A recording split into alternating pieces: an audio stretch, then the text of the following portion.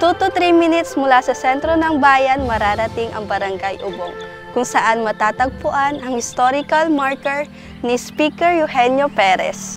Taong 1996, ipinatatag ng National Historical Institute ang marker ni Eugenio Perez.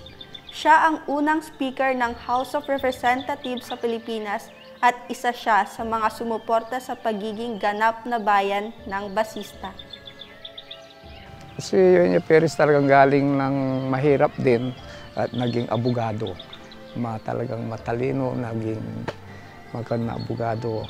Then pumasok na konsehal ng San Carlos City, nanalo. Then congressman na hanggang history na. Naging kilala ang bayan ng Basista, Barangay Ubong dahil kay Speaker Eugenio Perez. Maraming natulungan dito po sa aming barangay, sa bayan ng Basista, mga initiative ni Speaker Eugenio Perez. Hindi nakakalimot ang mga basistan sa nakaraan, sapagkat napapakita nila ang pag-alala at pagpapahalaga kay Eugenio Perez sa pamamagitan ng pagpapanatili ng kalinisan sa paligid. Minimaintain namin lagi ang kalinisan ng aming Speaker Eugenio Perez. Every Saturday morning, nililinis namin lagi yan. Lahat po ng barangay employee, barangay official, tulong-tulong po kami na naglilinis dito para mapanatili ang kaayusan.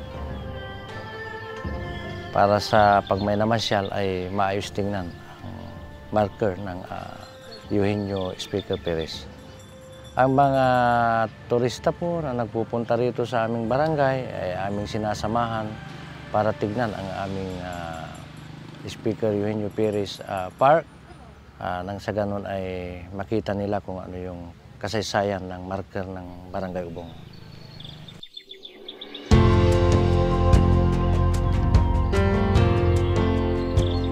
Dito sa parke, makikita ang bahay kung saan ipinanganak si Eugenio Perez. Ang pundasyon nito ay napanatili at tuwing komemorasyon ay pinapaayos upang mapreserba ang mahalagang kasaysayan ng bayan.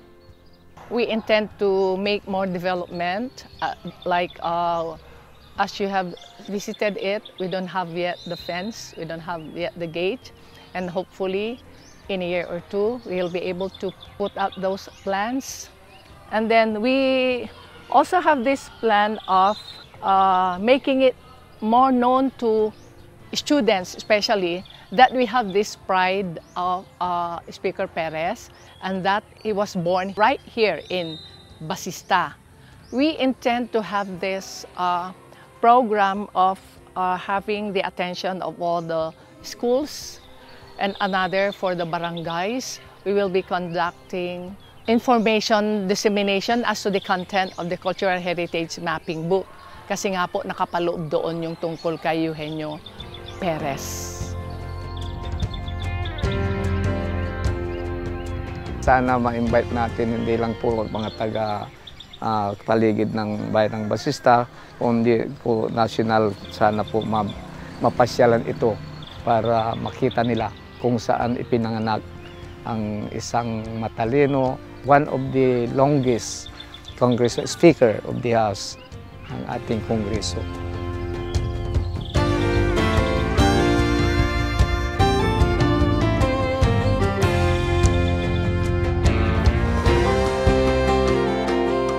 Tinaguri ang anak ng bayan ng Basista, pangalang nag-iwan ng marka, hindi lamang sa bayan, kundi pati na rin sa buong bansa.